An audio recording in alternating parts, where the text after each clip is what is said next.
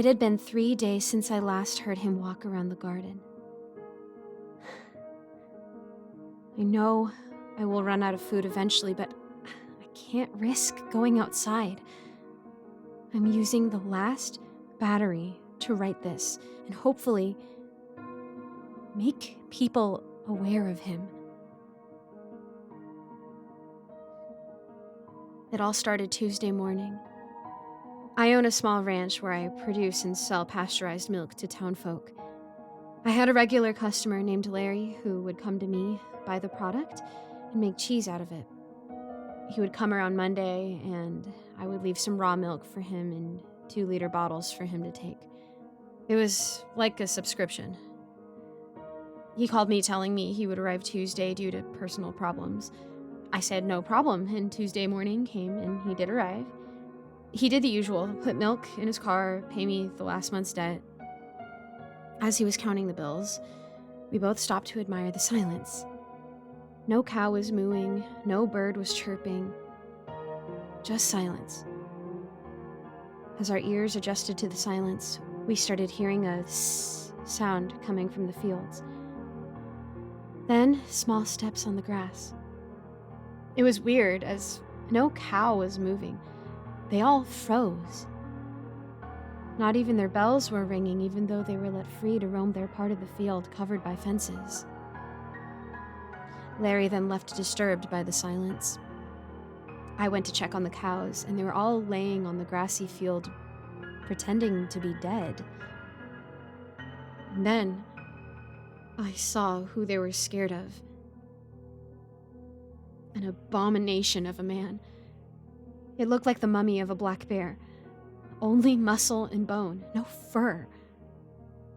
The muscles seemed to be dry, almost like dry-aged ham, and the eyes were horrific. Noticing me, he started sprinting on his hind legs towards me, and the cows got agitated and started going everywhere. Seeing him run towards me, I ran towards my door and locked it quickly. For the following hours, I heard him slaughter my cows. I was scared, but I acted on my feet, going towards my attic and getting a crowbar. And then I began prying the floorboards of the living room off and nailing them on my windows. I was now locked in my house with nothing to do. I would occasionally peek outside and shut the curtains. 1 day passed, 2 days passed, 3 days passed. I was surprised no one was coming to my house to buy products. I made a makeshift spyglass using a newspaper and some old glasses to see outside. I loosened some nails and spied outward. Red, all over the grass, and dead cows everywhere. I looked towards my gate and saw what happened. A car crashed into a tree, and it disemboweled a Henry on the floor. My sightseeing was cut short by scratching on the door, and then it turned to banging. I contemplated opening the door. And then 4, 5, 6, 7 days passed. I had slaughtered a cow on Monday before the disaster, so I had enough food. But how much? It had been 10 days since I was last outside. The noises stopped on day 7 as he got bored of tormenting me. Ever since then, I unbarricaded the door in case I wanted to go outside. I exited my house for the first time in 10 days. I checked around for a bit before I went to Henry's car. Stepping over his body, I sneaked towards the trunk and got some groceries from him, as I knew Henry always came to me to finish his groceries from the chit-chatting. I took his keys and drove the car further towards the roads to get signal to copy and paste this message onto Reddit. The highway was full of dead bodies and cars that crashed into one another.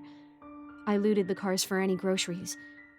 I had enough groceries to last me more time, especially as the screams never stopped. If you hear my story, go to another continent, far away from here.